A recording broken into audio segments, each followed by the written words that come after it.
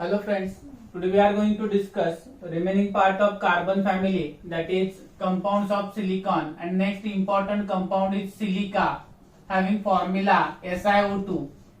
आता हा जो सिलिका आहे त्याचं स्ट्रक्चर काय आहे, त्याचे वेगवेगळे फॉर्म्स कोणते असतात आणि त्याच्यामध्ये असणारं बॉन्डिंग हे कसं आहे हे आपण कन्सेप्ट मध्ये लर्न करणार आहे. तर जो सिलिका आहे बाळांनो, याच्यामध्ये आपण बघितलं तर त्याचे वेगवेगळे फॉर्म्स आपल्याला बघायला मिळतात. त्यातले जे क्रिस्टलाइन फॉर्म्स आहेत सिलिकाचे, तो 3 फॉर्म मध्ये आपल्याला पाहायला मिळतो. जसं आपण सिलिकेट्स मध्ये थोडं लास्टली सांगितलं होतं. क्रिस्टलाइन जो आहे, क्रिस्टलाइन फॉर्म जे आहेत ते आहेत, एक आहे क्वार्ट्ज, दुसरा आहे क्रिस्टोबॅलाइट आणि तिसरा जो फॉर्म आहे त्याचा तो आहे ट्रायडायमाइट. तो अशा पद्धतीने या ठिकाणी बाळांचे 3 फॉर्म्स आपल्याला क्रिस्टलाइन बघायला मिळतात. त्याचबरोबर काही त्याचे अमॉर्फस फॉर्म देखील आहेत. हे अमॉर्फस फॉर्म जे आहेत बाळांनो ते नक्की कुठले कुठले आहेत, तर एक आपल्या बुक मध्ये दिलेला आहे तो आहे कॅसेलघर. हा एक अमॉर्फस फॉर्म टेक्स्ट बुक मध्ये एनसीईआरटीच्या मेन्शन करून दिलेला आहे आपल्याला. परंतु याच्या व्यतिरिक्त जे अमॉर्फस फॉर्म्स आहेत कशाचे, आपले सिलिकाचे, ते नक्की कोणकोणते आहेत ते आपण बघूयात त्या ठिकाणी. तर ऍजेट जे मेन्शन नाहीयेत आपल्याकडे एनसीईआरटी मध्ये, jasper and onyx, these are also amorphous forms of the silica. आणि हे जे सिलिकाचे 2 मेन फॉर्म आपण बघतोय, क्रिस्टलाइन आणि अमॉर्फस. त्यातला क्रिस्टलाइन मध्ये कुठले फॉर्म येतात तर त्याचे क्वार्ट्ज, क्रिस्टोबॅलाइट आणि ट्रायडायमाइट. आणि अमॉर्फस मध्ये आपण कॅसेलघर, ऍजेट आणि जास्पर अलॉंग विथ ऑनिक्स असे याचे वेगवेगळे सिलिकाचे फॉर्म्स आपण त्या ठिकाणी सांगितलेले आहेत.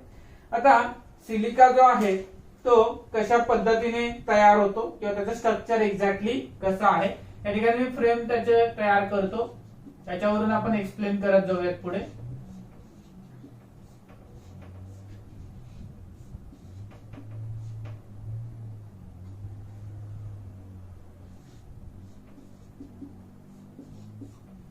अशा पद्धतीने एक लार्ज जायंट मॉलिक्यूल या ठिकाणी तयार होतो बाळांनो.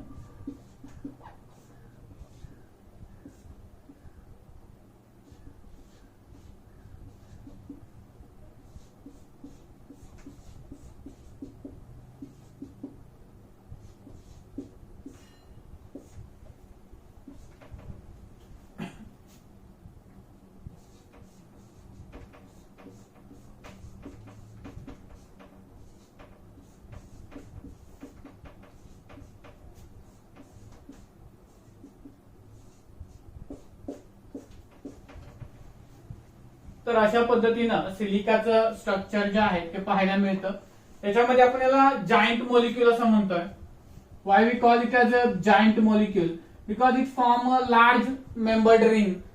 If you observe here 1 2 3 4 5 6 7 8, total 8 membered ring is formed and therefore we call it as a giant molecule. 8 membered ring form होते बघा, ज्याला आपण जायंट मॉलिक्यूल, लार्ज मॉलिक्यूल असं कन्सिडर करतो. आता हा जो आहे तो एक प्रकारचा नेटवर्क सॉलिड आहे, ज्याच्यामध्ये each silicon atom is covalently bonded in tetrahedral manner to the 4 oxygen atoms. Network structure देखील आपण म्हणतो याला. 3 डायमेन्शनल जसं स्ट्रक्चर असतं तसं एक नेटवर्क स्ट्रक्चर आहे. याच्यामध्ये लिंकिंग, इंटरलिंकिंग फार जास्त प्रमाणात आहे. सिलिकॉन जो आहे तो ऑक्सिजन सोबत लिंक झालेला आहे. एक सिलिकॉन ॲटम हा 4 ऑक्सिजन सोबत लिंक होतो. इथे जर पाहिलं आपण तर आपल्या लक्षात येईल सिलिकॉन हा सराउंडेड बाय 4 ऑक्सिजन ॲटम्स आहे. आणि त्यामुळे ऑब्वियस याचं हायब्रिडायझेशन काय असणार बाळांनो, sp3 हायब्रिडाइज्ड असणार. आणि त्याचसोबत जिओमेट्री जी येणार किंवा शेप जो येणार तो टेट्राहेड्रल मॅनर मध्ये तो दाखवणार आपल्याला. आता याच्यामध्ये जर आपण पाहिलं तर सिलिका जो आहे तो नॉर्मल फॉर्म मध्ये ऑलमोस्ट नॉन रिएक्टिव्ह असतो. नॉर्मल फॉर्म मध्ये नॉन रिएक्टिव्ह आहे. Normal form silica is non reactive.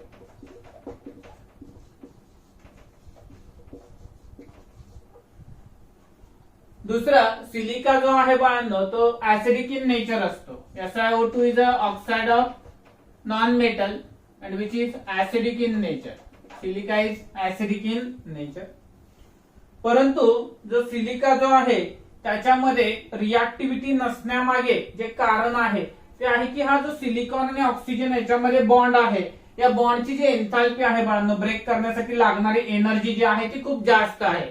आणि या एका कारणामुळे काय होतं बाळांनो, तर सिलिकॉन आणि ऑक्सिजन मधला बॉन्ड ब्रेक करण्यासाठी जी एनर्जी लागणार आहे ती कंपॅरेटिव्हली जास्त असल्या कारणामुळे त्याची रिॲक्टिव्हिटी जी आहे ती बाळांनो डिक्रीज होते.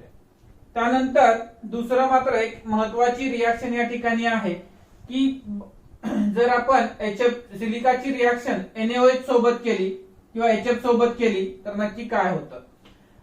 जनरली आपण हॅलोजन सोबत किंवा हायड्रोजन सोबत किंवा काही ऍसिड आणि मेटल सोबत जर सिलिकाची रिॲक्शन करायचं ठरवलं तर त्या ठिकाणी सिलिका त्यांच्याकडे रिॲक्टिव्हिटी दाखवत नाही किंवा त्याला तो रेजिस्टन्स दाखवतो. ऍसिड किंवा मेटल किंवा थोड्या प्रमाणामध्ये आपण डायल्यूट कंपाऊंड घेतले, हायड्रोजन घेतला तर यासोबत रिॲक्टिव्हिटी फार जास्त नाहीये सिलिकाची. परंतु जर आपण NaOH किंवा हायड्रोजन फ्लोराईड जर घेतला तर हे दोघं मात्र सिलिका बरोबर रिॲक्ट होतात. कशा पद्धतीने रिॲक्ट होतात आपण बघूया. स्ट्रक्चर लक्षात आलंय का बघा सगळ्यांच्या.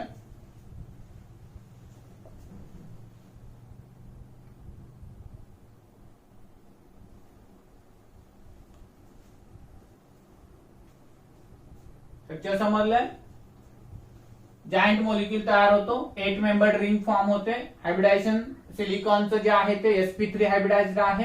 एक सिलिकॉन हा 4 ऑक्सिजन ऍटम सोबत लिंक झालेला आहे आणि सिलिकॉन ऑक्सिजन सिलिकॉन म्हणजे सिलिकॉन किंवा ऑक्सिजन हे एकमेकाला अल्टरनेटली प्लेस केलेले आहेत. अशा पद्धतीने सिलिकाचं स्ट्रक्चर आहे. त्याच्यानंतर त्याचे दोन फॉर्म बघितले आपण, क्रिस्टलाइन आणि अमॉर्फस. क्रिस्टलाइनचे टाइप बघितले, अमॉर्फसचे टाइप्स बघितले. आता या ठिकाणी रिॲक्शन पाहायची आपल्याला. सिलिकाची NaOH सोबत काय रिॲक्शन होणार आहे. तर सिलिका ज्यावेळेस आपण सोडियम हायड्रॉक्साईड सोबत ट्रीट करू त्यावेळेस आपल्याला सोडियम सिलिकेट तयार झालेला पाहायला मिळतो अलॉंग विथ वॉटर. आणि जर हीच रिॲक्शन आपण सिलिकाची HF बरोबर केली तर त्या ठिकाणी आपल्याला सिलिकॉन टेट्राफ्लोराइड फॉर्म झालेला पाहायला मिळतो अलॉंग विथ वॉटर. अगदी सिंपल रिॲक्शन्स आहेत. Silica when treated with NaOH gives sodium silicate while silica when treated with HF gives silicon tetrafluoride. आता कॉर्ड जो आहे तो एक्सटेन्सिव्हली आपण कुठे वापरतो. So quartz is one of the crystalline form of the silica used as a piezoelectric material. Piezoelectric material म्हणजे जर आपण याच्यावरती प्रेशर अप्लाय केलं तर याच्यामधून इलेक्ट्रिसिटी कंडक्ट केली जाऊ शकते. अशा मटेरियल्सला आपण काय म्हणतो, पिझो इलेक्ट्रिक मटेरियल. ज्याच्यावरती प्रेशर अप्लाय केल्यानंतर जे इलेक्ट्रिसिटी कंडक्ट करू शकतात त्यांना आपण म्हणतो पिझो इलेक्ट्रिक सबस्टन्स. बऱ्याच वेळा क्वेश्चन आलेला आहे कॉम्पिटिटिव्ह एक्झाम मध्ये की which of the following is piezo electric material. So piezo electric material is a quartz. Then secondly या ठिकाणी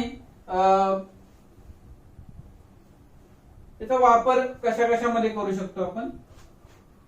जे मॉडर्न रेडिओज आहेत, टीव्ही ब्रॉडकास्टिंग आहे, अॅक्युरेट क्लॉक्स आहेत, मोबाईल रेडिओ कम्युनिकेशन्स आहेत, याच्यामध्ये देखील या मटेरियलचा आपण वापर करू शकतो. सिलिका जेल जो आहे त्याचा बेटर वापर काय आहे बघा. आपण बऱ्याच वेळा सिलिका जेल जो आहे तो डिहायड्रेटिंग एजंट म्हणून युटिलाइज करतो. ज्या ठिकाणी आपल्याला मॉइश्चर नको असेल, मॉइश्चर रिमूव्ह करायचं असेल अशा ठिकाणी सिलिका जेल वापरलं जातं. बऱ्याच वेळा बघा इलेक्ट्रॉनिक अप्लायन्सेस जे असतात त्याच्यामध्ये छोटी बॅग येते. त्या बॅग मध्ये असं एक सर्क्युलर छोटे छोटे मनी असल्यासारखं असतं. That is nothing but a silica gel. Transparent असतात तसे. त्याच्यानंतर जो सिलिका जेल आहे तो क्रोमॅटोग्राफिक मटेरियल मध्ये सपोर्ट म्हणून वापरला जातो किंवा कॅटलिस्ट म्हणून देखील वापरला जातो. कॅटलिस्ट म्हणून आपण याचा वापर करतो. आणि क्रोमॅटोग्राफी नावाचं एक टेक्निक येतं जे तुम्हाला ऑर्गॅनिक मध्ये होईल, क्रोमॅटोग्राफी. या क्रोमॅटोग्राफी मध्ये सॉलिड सपोर्ट म्हणून याचा वापर केला जातो. आता एक मिनिट लक्ष द्या, थोडक्यात सांगतो मी काय असतं बघा. की एखादा आपल्याला कॉलम क्रोमॅटोग्राफी आहे फॉर एक्झाम्पल, तर या कॉलम क्रोमॅटोग्राफी मध्ये काय करायचं असतं बाळांनो, की तुम्हाला आयडेंटिफिकेशन करायचंय की समजा कॉपर प्रेझेंट आहे किंवा कुठलाही इलेमेंट प्रेझेंट आहे ते तुम्हाला डिटेक्ट करायचे. तर त्याच्यासाठी अगोदर याच्यामध्ये सिलिकॉन हा कॉलम भरला जातो आणि मग त्याच्यानंतर ते सोल्युशन ज्याच्यामध्ये आयन्स तुम्हाला डिटेक्ट करायचे, अननोन आयन्स अननोन सोल्युशन आहे ते तुम्ही ऍड करता. त्याच्यानंतर पुन्हा एक सॉल्व्हंट असतं ते ऍड करतो आपण, त्यानंतर डिटेक्ट होतं. पण इथे फक्त आपल्याला काय सांगायचं की क्रोमॅटोग्राफीसाठी जो सपोर्ट लागतो, सॉलिड सपोर्ट, तो म्हणून काय करतो आपण सिलिका जेलचा वापर करतो त्या ठिकाणी. जे आपण म्हणलेलं होतं की कॅसेलगर एक फॉर्म आहे, बरोबर आहे का, तो फिल्ट्रेशन प्लांट्स मध्ये वापरतो आपण. आहे आपण फिल्ट्रेशन प्लांट्स मध्ये वापरतो. सिलिका जो आहे बाळांनो, याच्यावरती एक तर त्याचे क्रिस्टलाइन फॉर्म्स कोणते आहेत, अमॉर्फस फॉर्म कोणता आहे, कॅसेलगरचे यूज काय आहे, सिलिका जेल तुम्ही डिहायड्रेटिंग एजंट म्हणून वापरता, कॅटलिस्ट म्हणून वापरता, क्रोमॅटोग्राफी मध्ये सपोर्ट म्हणून वापरता, पिझोइलेक्ट्रिक सबस्टन्स कोणता आहे, सिलिकामध्ये एक सिलिकॉन किती ऑक्सिजन सोबत जोडलेला आहे, सिलिकामध्ये त्याचं स्ट्रक्चर कुठला आहे, मॅनर कुठला आहे, त्याचा टेट्रायडल मॅनर आहे, स्ट्रक्चरची अरेंजमेंट जी आहे ती. त्याच्यानंतर तो जायंट मॉलिक्युल आहे, तो किती मेंबर्ड रिंग त्याच्यामध्ये तयार होते. अशा पद्धतीचे एक 7 to 8 क्वेश्चन्स तयार होतील. जसं अजून एक क्वेश्चन आहे की सोडियम हायड्रॉक्साईड सोबत रिॲक्ट झाला सिलिका तर तो काय फॉर्म करतो, म्हणजे किंवा असा एक क्वेश्चन विचारला जाईल, which of the following can attack on silica. खाली ऑप्शन असेल हायड्रोजन, दुसरा ऑप्शन असेल मेटल दिला असेल एखादा, तिसरा ऑप्शन दिला असेल ऍसिड दिला असेल एखादा, आणि चौथा ऑप्शन असेल NaOH किंवा HF. सो कोण अटॅक करू शकतो त्याच्यावरती बाळांनो, तर HF किंवा NaOH अटॅक करू शकतो. NaOH ने अटॅक केला तर काय फॉर्म होतो बाळांनो, सोडियम सिलिकेट फॉर्म होतं. आणि जर हायड्रोजन फ्लोराईड ने अटॅक केला तर काय तयार होतं, त्या ठिकाणी टेट्रा हॅलाइड सिलिकॉनचा फॉर्म होतो. तर असे सारे पॉइंट्स आहेत जे सिलिकाच्या करस्पॉन्डिंग मध्ये आपण या ठिकाणी डिस्कस करू शकतो. समजलं असावं. हे अडचण असेल तर विचारत चला मध्ये. देन सेकंडली एक कंपाऊंड आहे ज्याच्या बद्दल आपण आधी बोललेलो होतो, सिलिकॉन कार्बाइड. आठवते का, कार्बोरुंडम असं म्हणलेलं होतं आपण ज्याला. त्याचा स्टडी आपण या ठिकाणी करणार आहे, which is not involved in NCERT but as a extra point for the competitive examination we are going to study the next important compound of silicon, that is silicon carbide. We call it as a carborundum. What is carborundum? Carborundum is a silicon carbide. आणि आपण या ठिकाणी सांगितलेलं होतं की diamond नंतर जे hardest material येतात त्याच्यामध्ये एक बोरॉन कार्बाइड आहे आणि देन कार्बोरुंडम आहे. सगळ्यात स्ट्रॉंग कुठलं सांगितलं होतं, आठवते कुठे डिस्कस केलं, आपण एक हार्डनेसची ऑर्डर दिली होती, boron nitride, diamond, B4C and then आपण म्हणलेलं होतं SiC सिलिकॉन कार्बाइड, जो अब्रेसिव्ह म्हणून वापरतो आपण. ठीक आहे, या ठिकाणी पुन्हा आपण थोडी त्याच्याबद्दल माहिती घेणार आहे. सो 4th हार्डेस्ट मटेरियल आपण म्हणू शकतो याला. द प्रिपरेशन कसं केलं जातं बघा. जर आपण सिलिका जी आहे, जास्त डीप मध्ये जाण्याची आवश्यकता नाही याच्यासाठी, त्याची कार्बन सोबत रिएक्शन केली तर silicon carbide plus carbon monoxide form होतो. Silicon carbide plus carbon monoxide तयार केला जातो. याच्या काय प्रॉपर्टीज काय आहेत बघा. एक्स्ट्रीमली हार्ड, जसं आपण म्हणलं की 4th हार्डेस्ट आहे सबस्टन्स. एक्स्ट्रीमली हार्ड,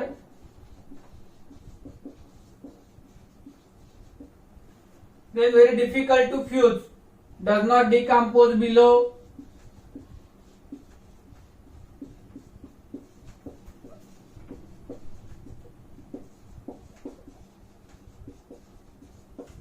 -22°C खाली तो डिकम्पोज होत नाही.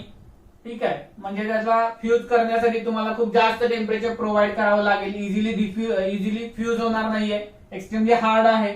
त्याच्यानंतर मोस्ट केमिकल्स रिएजंट जे आहेत त्याच्या बरोबर तो रिएक्ट होत नाही. It can be oxidised by fused NaOH in contact with air. Does not affected by chemical reagents. does not affected by chemical reagents but attacked by NaOH in contact with air. एअरच्या सानिध्यामध्ये NaOH न मात्र त्याच्यासोबत reaction होऊ शकते, परंतु normally कुठल्याही chemical reagent सोबत तो react होऊ शकत नाही. रिॲक्शन काय होते बघूयात आपण. When silicon carbide is treated with sodium hydroxide in contact with air, it produces sodium carbonate plus sodium silicate and certain amount of water, that is 2 moles of water will be produced. जर question येऊ शकतो, what is the action of carborundum on sodium hydroxide? What is the action of carborundum, that is silicon carbide, on the sodium hydroxide in contact with air or in presence of air? It forms sodium carbonate and sodium silicate.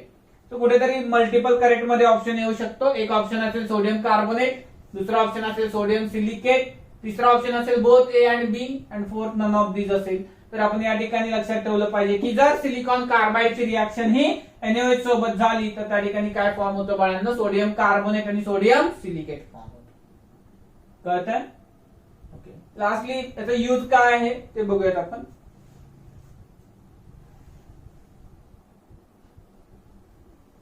Widely use as a abrasive. Last time देखील मी म्हटलं होतं तुम्हाला की ॲब्रेसिव्ह म्हणून आपण वापर करतो. जसं की एखादी भिंत आहे त्याचा पॉलिश आपण करतो ना, बरोबर का, कलर दिल्यानंतर तो कलर घासायचा असतो, तर दॅट इज ॲब्रेसिव्ह म्हणून आपण त्याचा वापर. जसं पॉलिश पेपरचा रोल आहे तसं फक्त हार्डेस्ट मटेरियल साठी याचा वापर केला जातो, इकडे नाही केला जात. हार्डेस्ट मटेरियल जे आहेत त्याच्या पॉलिशिंग साठी, ग्राइंडिंग साठी किंवा कटिंग साठी आपण ॲब्रेसिव्ह फॉर पॉलिशिंग, ग्राइंडिंग, कटिंग याच्यासाठी आपण काय करतोय त्या ठिकाणी ॲब्रेसिव्ह म्हणून त्याचा वापर करतोय. देन एक जे सिलिकॉन आणि कार्बाइड, सिलिकॉन आणि कार्बन याची अरेंजमेंट इथं कशी असते, तर जसं आपण आता सिलिकाचं स्ट्रक्चर पाहिलं त्या ठिकाणी जसं सिलिकॉन आणि ऑक्सिजन अल्टरनेटली अरेंज होते, तसे इथं देखील सिलिकॉन आणि कार्बन हे बाळांनो अल्टरनेटली अरेंज असतात. सिलिकॉन आणि कार्बन हे अल्टरनेटली अरेंज होतात एकमेकांसोबत, आणि ते देखील जी अरेंजमेंट आहे ती टेट्राहेड्रल मॅनर मध्येच होतात.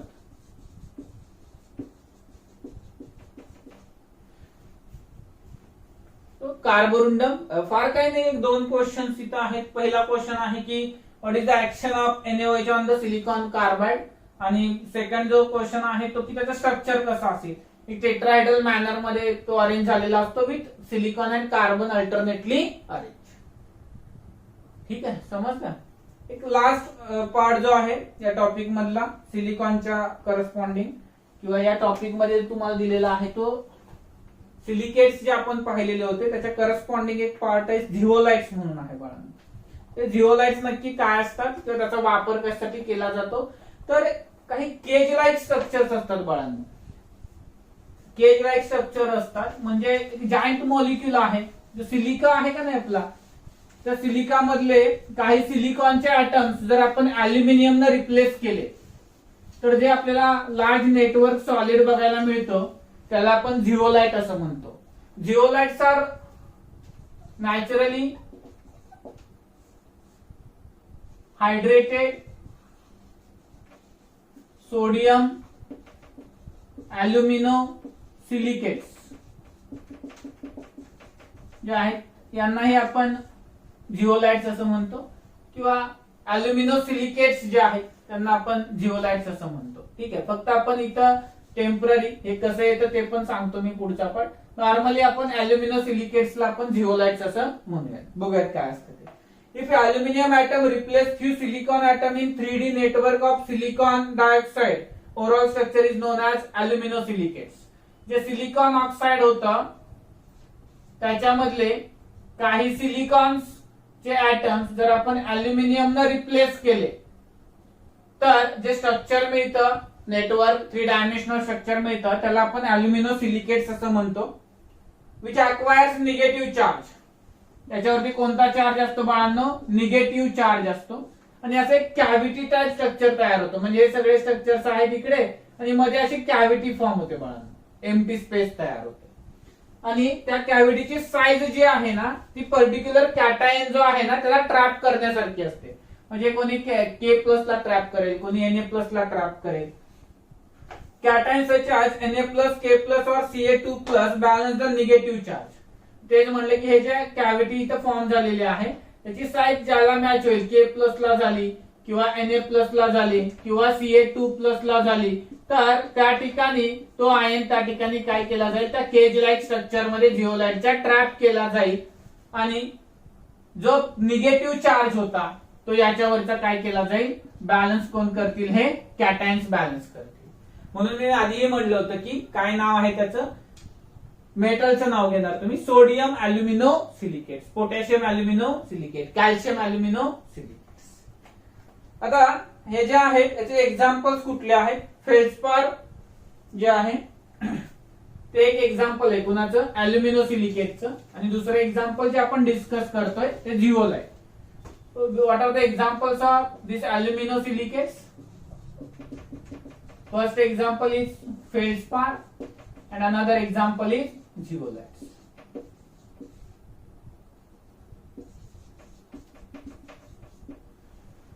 आता हे जे जिओलाइट्स आहेत बाळांनो, याचा वापर नक्की कुठे कुठे केला जातो, कारण फेल्सपारच्या तुलनेनं जिओलाइटचा वापर आपण फार जास्त प्रमाणात करतो. पेट्रोकेमिकल इंडस्ट्रीमध्ये क्रॅकिंग ऑफ हायड्रोकार्बन्स अँड आयसोमरायझेशन याच्यासाठी आपण करतो वापर याचा. पेट्रोलियम इंडस्ट्रीमध्ये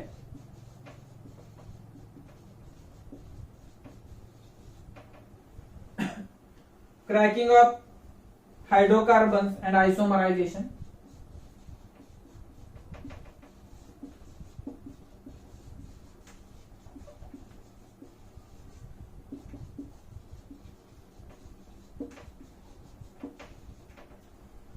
याच्यासाठी आपण याचा वापर करतो. आता हा क्रॅकिंग म्हणजे काय हायड्रोकार्बनचं बघा, एकदा लक्ष द्या. तुमच्याकडे समजा प्रोपेन आहे बाळांनो, आणि या प्रोपेनचं तुम्ही काय करताय, क्रॅकिंग म्हणजे काय करायचं, दोन प्रकारे क्रॅकिंग केलं जातं. कॅटॅलिटिक क्रॅकिंग असतं आणि दुसरं असतं थर्मल क्रॅकिंग. कॅटॅलिटिक क्रॅकिंग म्हणजे काय बाळांनो, कॅटॅलिस्टच्या प्रेझेन्स मध्ये याला ब्रेक करायचे, किंवा आणि थर्मल क्रॅकिंग म्हणजे काय, हीट प्रोव्हाइड करून याला ब्रेक करायचं.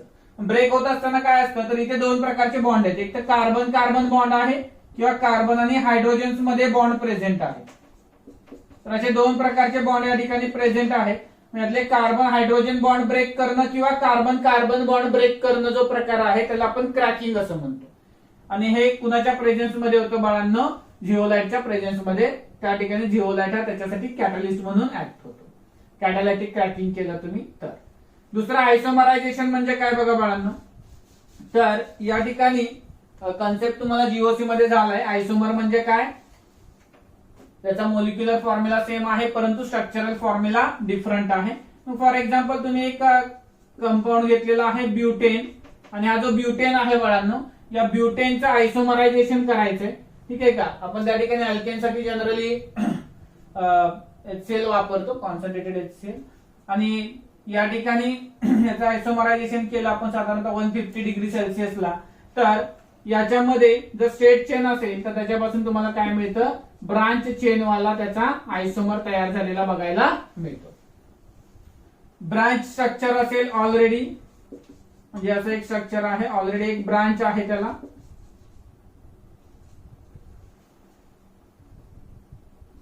तर त्याचं मोर ब्रांच मध्ये कन्व्हर्जन होतं. दिस इज कॉल्ड ॲज आयसोमरायझेशन. त्याला आपण काय म्हणतो, आयसोमरायझेशन. तर थोडक्यात आयसोमरायझेशन साठी किंवा क्रॅकिंग ऑफ हायड्रोकार्बन साठी आपण काय करतो, जिओलाइटचा वापर करतो. एक जिओलाइट आहे त्याचं नाव आहे ZSM5. क्वेश्चन बघा इम्पॉर्टंट आहे. ZSM5 नावाचा एक जिओलाइट आहे बाळांनो. हा वापरतो आपण कन्व्हर्जन ऑफ गॅसोलिन जे आहे त्याचं कन्व्हर्जन आपल्याला अल्कोहोलचं कन्व्हर्जन आपल्याला गॅसोलिन मध्ये करायचंय.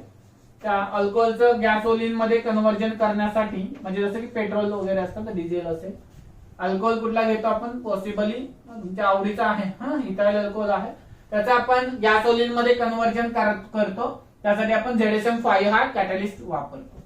किंवा बऱ्याच ठिकाणी जे जिओलाइट्स आहेत ते आपण पाण्याचा जो हार्डनेस असतो तो रिमूव्ह करताना देखील त्या ठिकाणी जिओलाइटचा रोल जो आहे तो कॅटायन एक्सचेंजर म्हणून आपण वापर करतो त्याचा. Cation exchanger during removal of hardness of water. तो वॉटरचा हार्डनेस आहे तो रिमूव्ह करण्यासाठी आपण त्या ठिकाणी जिओलाइट जो आहे तो कॅटायन एक्सचेंजर म्हणून वापर करतो. आता नक्की काय होतं त्या ठिकाणी बघा. तर जो जिओलाइट आहे तो आपण सांगितलं की हायड्रेटेड सोडियम अल्युमिनो सिलिकेट आहेत, बरोबर का. मग आता हे जे हायड्रेटेड अल्युमिनो सिलिकेट्स आहेत आपण याला Na2Z असं म्हणूया जिओलाइटला. अल्युमिनो सिलिकेटचा फॉर्म्युला जो आहे तो आपण Z घेतला जिओलाइट. आणि पाण्यामध्ये जर आपण बघितलं बाळांनो तर पाण्यामध्ये हार्डनेस जो आहे तो कुठल्या आयनमुळे असतो तर कॅल्शियम आणि मॅग्नेशियम आयनमुळे असतो. हा जो कॅल्शियम आयन आहे Ca2+, बरोबर का, तो त्याच्या क्लोराइड किंवा सल्फेट किंवा बायकार्बोनेट फॉर्म मध्ये प्रेझेंट असतो. तर आपण शक्यतो परमनंट हार्डनेस रिमूव्ह करण्यासाठी आपण हा Na2Z किंवा सोडियम अल्युमिनो सिलिकेट म्हणजे जिओलाइट वापरतो. तर परमनंट हार्डनेस रिमूव्ह करत असताना आपल्याला त्याच्यामध्ये असणारा त्याचा रोल आपण आता काय एक्सप्लेन करतोय की हा कॅटायन एक्सचेंजर आहे असं म्हणतोय. म्हणजे वॉटरमध्ये जर कॅल्शियमचे आयनच राहिले नाहीत तर त्याच्यामध्ये हार्डनेस असेल का, नाही. एक थोडंसं फ्लॅशबॅक मध्ये जाऊयात आपण. हार्डनेस जो असतो वॉटरचा तो हार्डनेस कशामुळे असतो रे बाळांनो वॉटरचा, तर त्याच्यामध्ये असणारे कॅल्शियम बायकार्बोनेट किंवा मॅग्नेशियम बायकार्बोनेट आयन जे असतात ते त्याला टेम्पररी हार्डनेस प्रोव्हाइड करतात. हार्डनेस म्हणजे काय बाळांनो, तर ज्या पाण्यामध्ये साबणाचा फेस फॉर्म होत नाही त्याला आपण काय म्हणतो, हार्ड वॉटर असं म्हणतो. हा हार्डनेस कशामुळे असतो तर त्याच्यामध्ये असणाऱ्या कॅल्शियम आणि मॅग्नेशियम सॉल्टमुळे असतो. मग त्यामध्ये दोन प्रकार येतात, एक टेम्पररी हार्डनेस आणि दुसरा येतो परमनंट हार्डनेस. हा जो परमनंट हार्डनेस आहे तो कशामुळे असणार बाळांनो त्याच्यामध्ये, तर त्याच्यामध्ये असणारे कॅल्शियम सल्फेट, कॅल्शियम क्लोराइड किंवा मॅग्नेशियम सल्फेट आणि magnesium chloride, these are the responsible for the hardness, permanent hardness of the water. मग आता या केसेस मध्ये जो हा हार्डनेस आहे त्याच्यामध्ये कॅटायन एक्सचेंज जर केला आपण, म्हणजे कॅल्शियम आणि मॅग्नेशियम जर रिमूव्ह केले तर त्याच्यामधले काय होणार बाळांनो, जो हार्डनेस आहे तो रिमूव्ह करण्यासाठी आपल्याला मदत होईल. जिओलाइट हे शक्यतो आपण कशासाठी वापरतो, परमनंट हार्डनेस रिमूव्ह करण्यासाठी वापरतो. आणि हे परमनंट हार्डनेस रिमूव्ह करत असताना कॅटायन एक्सचेंजरचं काम जिओलाइट करतात. त्यामुळे या ठिकाणी असणारा जो कॅल्शियम 2+ आयन आहे त्याला कोण काय रिप्लेस करतो, हा जिओलाइट रिप्लेस करतो. इथे 2 Na घेतले त्याचा अर्थ व्हॅलन्सी किती आहे टोटल इथे कॅटायनची +2 आहे. त्यामुळे एक Ca इथं सफिशियंट आहे, एक Ca याला रिप्लेस करेल आणि जे 2 Na आहेत बाळांनो ते बाहेर जातील. म्हणजे या पद्धतीनं कॅटायन एक्सचेंजरचा रोल कोण करणार या ठिकाणी, जिओलाइट करणार. आणि त्या माध्यमातून त्या पाण्याचा जो हार्डनेस आहे तो रिमूव्ह करायला या ठिकाणी मदत केली जाणार. समजतंय का बघा इथपर्यंत.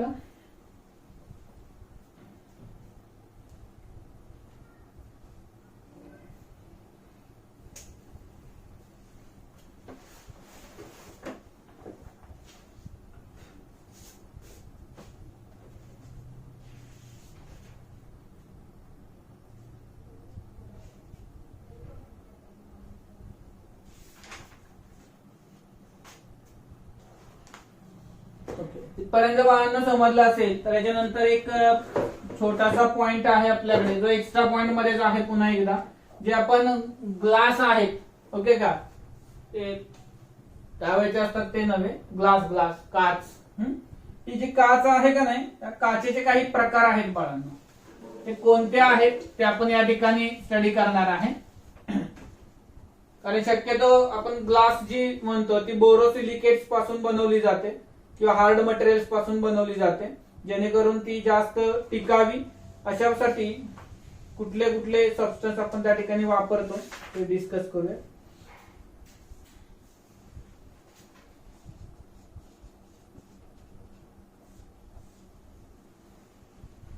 आता ग्लास काय असतं तर एक ट्रान्सपरंट मटेरियल आहे बघा, जे आपण मॅन्युफॅक्चर करतो by fusing together sand, sodium carbonate,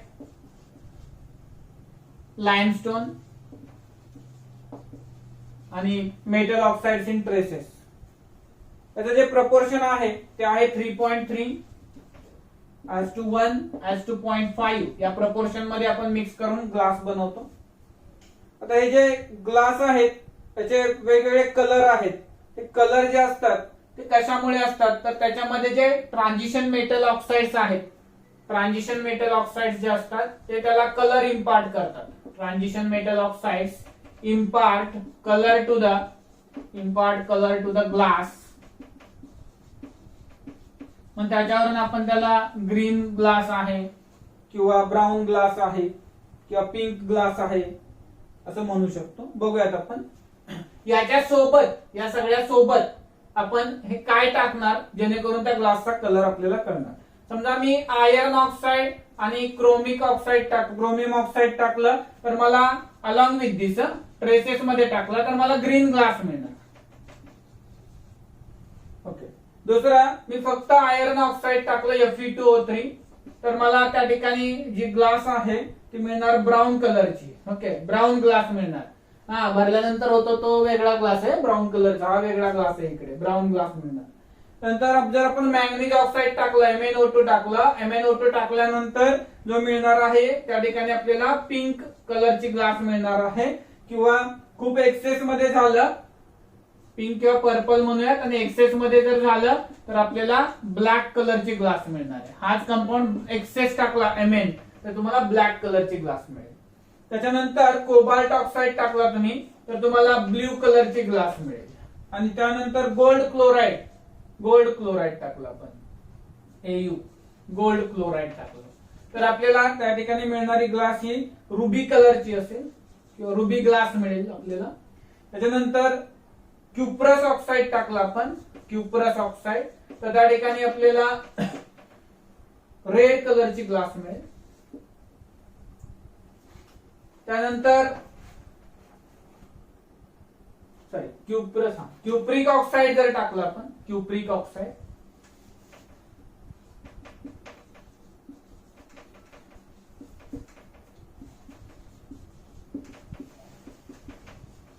तर आपल्याला ब्ल्यू कलरची ग्लास मिळेल.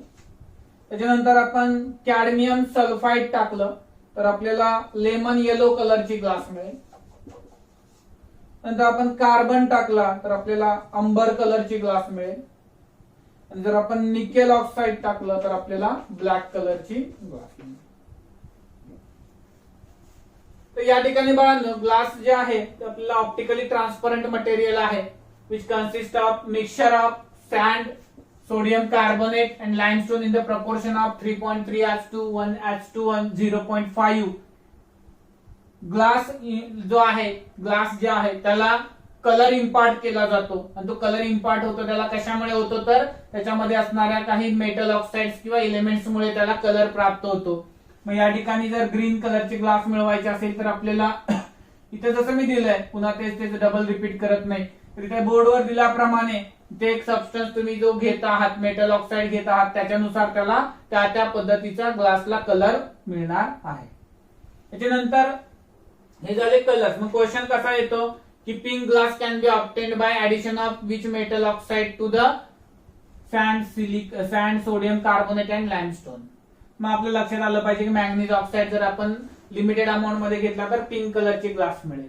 ब्ल्यू कलरची ग्लास मिळवायची असेल तर आपल्याला कोबाल्ट ऑक्साइड त्यामध्ये टाकावं लागतं किंवा क्युप्रिक ऑक्साइड टाकलं तर आपल्याला ब्ल्यू कलरची ग्लास मिळेल. पर्टिक्युलर ब्लॅक मिळवायचं असेल तर निकेल ऑक्साइड टाका. अंबर कलर साठी कार्बन टाकायचं आहे. कॅडमियम सल्फाइड टाकलं तर आपल्याला लेमन येलो कलरची मिळते. गोल्ड टाकलं तर आपल्याला त्या ठिकाणी रुबी मिळतो, रुबी ग्लास मिळते. आणि क्युप्रस ऑक्साइड टाकला तर आपल्याला रेड ग्लास मिळते. अशा पद्धतीने वेगवेगळ्या प्रकारे बाळांना आपल्याला त्या ठिकाणी काय होतात कलर्स ग्लासला इम्पार्ट झालेले पाहायला मिळतात. त्याच्यावरती आता वेगवेगळ्या व्हरायटीज आहेत ग्लासच्या त्या कोणत्या कोणत्या बघूयात आपण. तुमच्या आवडीच्या ठिकाणी फिरायला गेलात की तिकडे आपल्याला व्हरायटी ऑफ ग्लासेस पाहायला मिळतात. परंतु ते तिथले आपल्याला शेप वरून सांगायचं नाहीये, त्याच्या युजेस वरून आपल्याला सांगायचं आहे किंवा कशापासून बनलेला आहे त्याच्यावरून सांगायचं किंवा त्याचा वापर कशासाठी केला. Soft glass. सॉफ्ट ग्लास कशापासून बनलेले आहे. सोडियम आणि कॅल्शियम सिलिकेटचं जे मिक्सचर आहे त्याला आपण सॉफ्ट ग्लास असं म्हणतो. mixture of sodium and calcium silicate is called as soft glass. ते इझिली फ्युजिबल आहे आणि ट्यूब, प्लेट आणि कॉमन ग्लासवेअर बनवण्यासाठी आपण त्याचा वापर करतो. ट्यूब्स, कॉमन ग्लासवेअर आणि ज्या प्लेट्स असतात काही त्या प्लेट्स बनवण्यासाठी आपण याचा वापर करतो. Then secondly hard glass. Hard glass, the variety of glass which is obtained by mixing potassium with calcium silicate.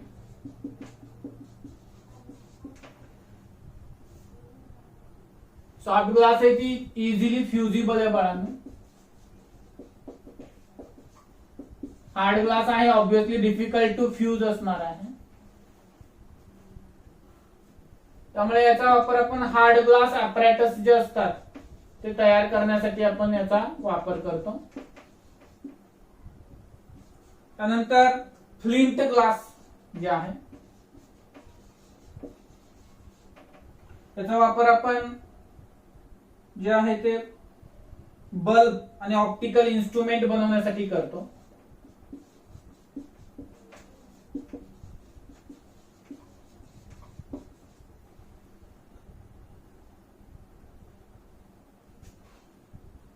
त्याच्यामध्ये कॉम्पोनंट आहे तो पोटॅश लीड आहे बघा, प्लस कॅल्शियम सिलिकेट असणार आहे तुमचा.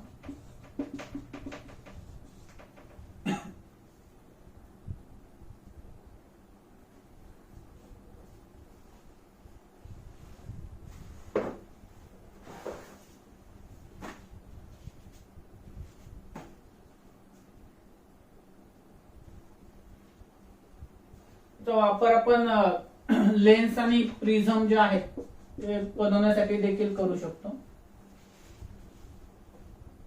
देन पुढे आहे बॉटल ग्लास. खुश bottle glass, cheapest variety of soda lime glass used in making bottles. Soda lime इथं पण आलंय, लक्षात तर इझिली राहील. बॉटल ग्लास सोडा लाईम टाकून द्यायचं. देन पायरेक्स ग्लास और Jena glass.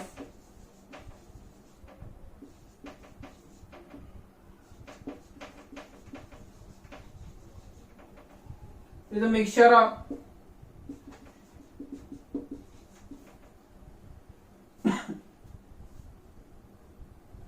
zinc and barium borosilicates.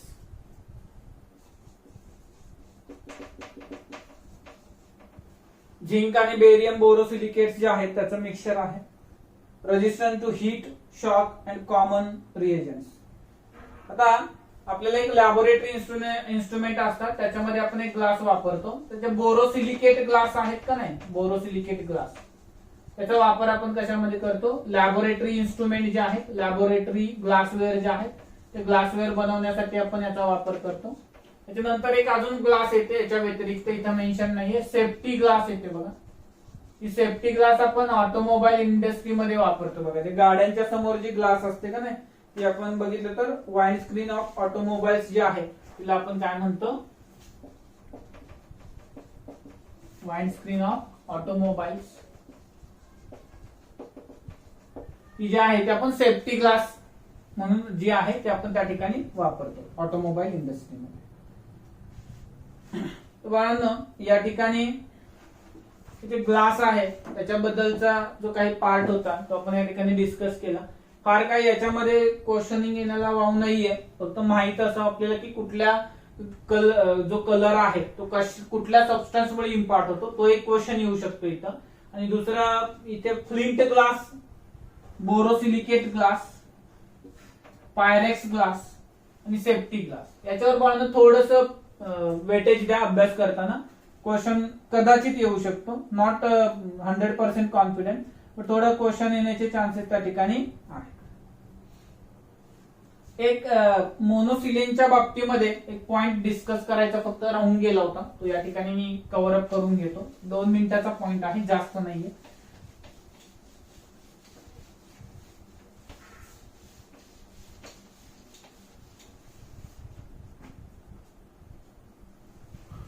की आपल्याकडे मोनोसिलेन्स आहेत, मोनोक्लोरोसिलेन्स आहेत बघा.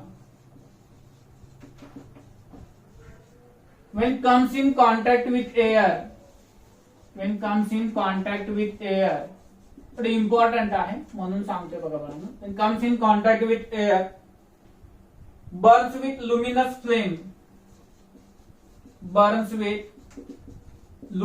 flames. ठीक आहे, लुमिनस फ्लेम बर्न होतात त्या. प्रोड्युसिंग व्हॉर्टेक्स